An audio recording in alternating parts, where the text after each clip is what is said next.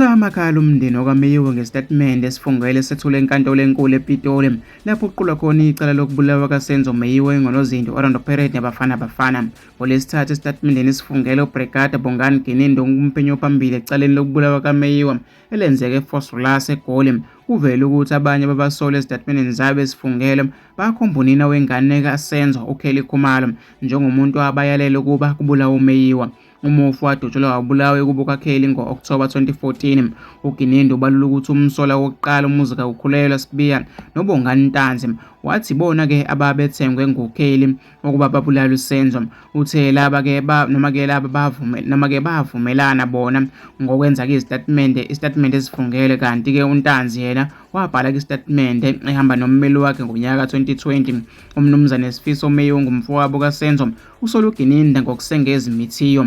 Uma-ke ethi uKelly wathenga ababulali bakamfowabo, uMeyiwa ubekhuluma nentatheli-ke yesiteshi samabonakude kwi-NCA izolo ngeSonto. Uthe-ke akaqali-ke ukuphikisana nokushiwo ngomphenyi wecala njengoba-ke nango-2019 wakusho lokho-ke futhi usazoqhubeka nokuma-ke kulokho-ke kuze kube kuvela ubufakazi obenza ukuthi kusolwe-ke uKelly njengomuntu owakhipha umyalelo wokuba kubulawa uSenzo. Ngisamile kulokho ukuthi-ke akuyena uKelly owakhipha-ke umyalelo wokuba kubulawa uSenzo. Uma kuwukuthi-ke kwakuhleliwe ukubulawa kwakhe, ngabe-ke wadutshulwa amahlandla amaningi. Mina ngikholwa ukuthi umuntu owadubula umfowethu ukubona-ke abantu ababephakathi endlini ngosuku-ke lwesigameko. Sekukaningi-ke ngilandela amacala kaGininda, yena-ke uGininda akazi ukuthi mina ngazi okuningi ngaye. Ngeke inkabi ingene endlini izodubula umuntu ngenhlamvu eyodwa. uGininda udlala ngathi asizona-ke izingane thina. Kuningi nje okungiphatha kabi kulolu daba ngoba-ke kwalona ijaji-ke liyazi ukuthi uGininda ukhuluma kungelona iqiniso. Mina-ke ngisebenza esiteshini samaphoyisa, ngijwayele ukubona izigameko zokuhlasela kwezinkabi. Ayikho-ke inkabi eyayingangena endlini idubula umuntu maqede iphungu ngenduku ngozansi.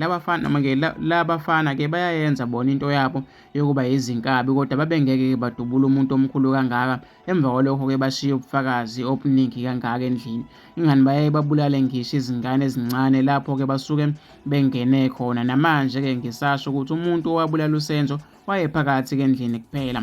Bona-ke bayamfihla. Uqhube wathi-ke uthemba uNkulunkulu wakhe. Ngisaphinda ngiyasho ukuthi ngizobona ukuthi ubani omkhulu phakathi kaNkulunkulu wami nemali le esetshenziswa-ke uGininda. Lo baba-ke ukhuluma iphutha kuphetha-ke uMeyiwa. Icala-ke liyaqhubeka namhlanje-ke wengane. Ngizofisa ukuthi ngizwe uvo lwakho nombono wakho ukuthi wena ucabangani-ke ngalokho okushiwo ngumfo kaMeyiwa.